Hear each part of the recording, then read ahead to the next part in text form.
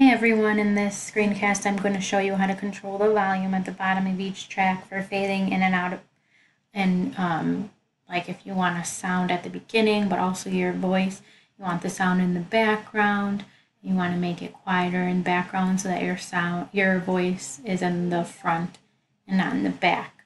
So right now I have 3 clips. They're all overlapping. This clip at the bottom, the little one, is a crowd cheering, and I want that to be behind my voice in the beginning of my podcast.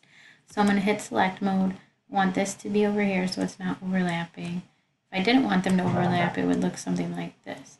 But I want this sound to be in the back of my voice here, so I'm going to keep it like this for now. But I'm going to show you how it sounds like first. So if I didn't have them overlapping, you would just hear a crowd cheering like this. But if I did have them overlapping, you would hear both. Notice how it gets messy because they're both the same volume. So we need to bring the sound in the background. So we're going to keep my voice at its highest volume. This is how you control the volume right here.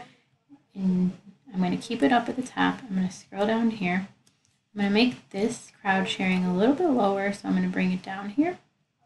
And let's see how it plays. We're going to set it playtime to 0, and we're going to hit play.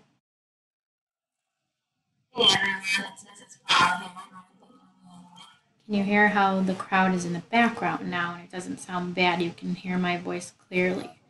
So that's how you would do that. Now there's going to be some parts where you want your voice maybe to get quiet. So that's where you would click wherever that might be, and you would drag, and then you would click wherever you want it to go back up, and so you can mess with it like that. I can show you what that sounds like here.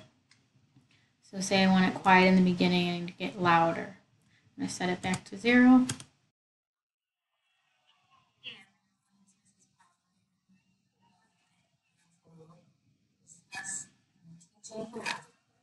Notice how my voice gets louder because I set it low to high. So when would you use this? Like I said, to keep the background music low to hear the recording in the front. You can, move your recordings over to the left and right so they don't overlap. And you don't want them to overlap. Like this one's not overlapping anything right now. It's by itself. So those are some tips to help with background music.